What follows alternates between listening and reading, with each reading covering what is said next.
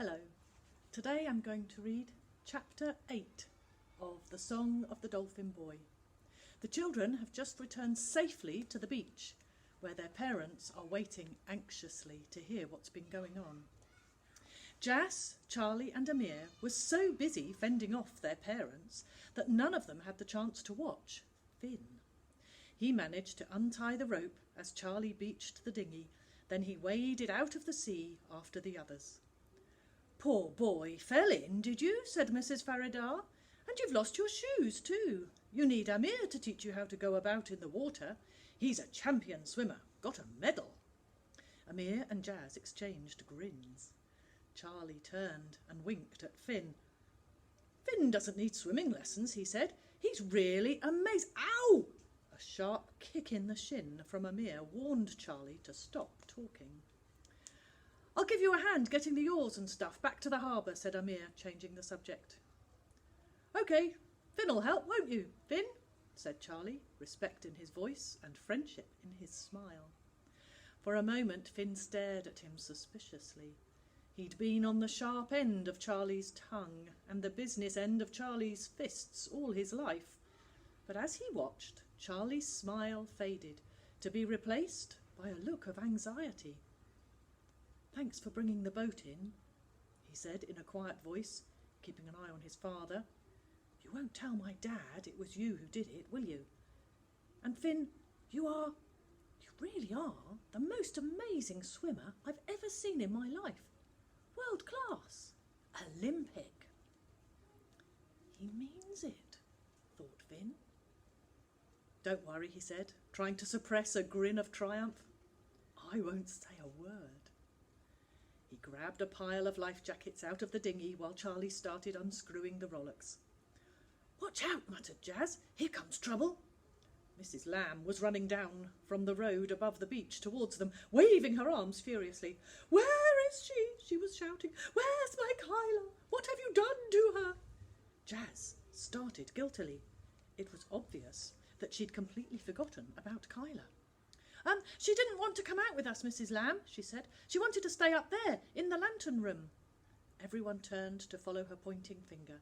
Kyla could be seen standing up in the little glass room at the top of the lighthouse, her hands pressed against the glass, looking down at them.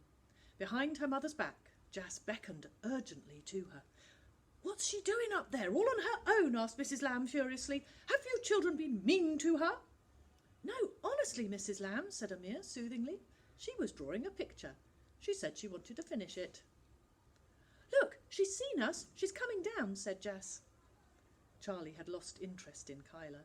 He'd started hauling the Peggy Sue further up the beach, out of reach of the waves, which were building up in the wind and crashing noisily onto the pebbles. "I'll give you a hand," said Finn. It was strange to be talking to Charlie in a normal way. He half expected to be ignored, but Charlie said, "Great, thanks, Finn." Together they pulled the Peggy Sue a few metres up the beach. Jas and Amir ran up to them, leaving the adults clustered in a group, watching Kyla, who was running over the dunes towards them. "What's really going on?" Jas asked Finn quietly when no one else was nearby. "What happened to you in the sea? How come you can swim like that? How did you know about the dolphins and the balloons in the first place? All that stuff about the Selkie. You were joking, weren't you? How did—" "You've been having secret lessons, haven't you?" butted in Amir, who had come up behind them. "I wish you'd tell me who your teacher is." Finn stopped their questions with a quick shake of his head. "I wasn't joking. It's like I told you.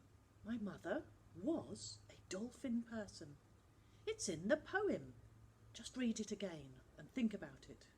Look, I'll come round and tell you everything tomorrow if you like." "OK," said Jas, "in the lantern room. Everyone. Straight after breakfast. Can you all do it?" Charlie frowned. "I have to help my dad on Saturdays on the Janine." "And I'm supposed to be clearing out my bedroom," said Amir. "Let's tell them we're doing a project," said Jas. "On rock pools or something. We want to make a start." "On dolphins," said Finn with a grin. "Only I'm the only one who can research it." He saw the surprise on the others' faces, and then he laughed to himself inside as they smiled back at him. "Here comes Kyla," said Jazz. "I'll tell her, and I suppose we'd better let her bring Dougie. See you in the morning, everyone."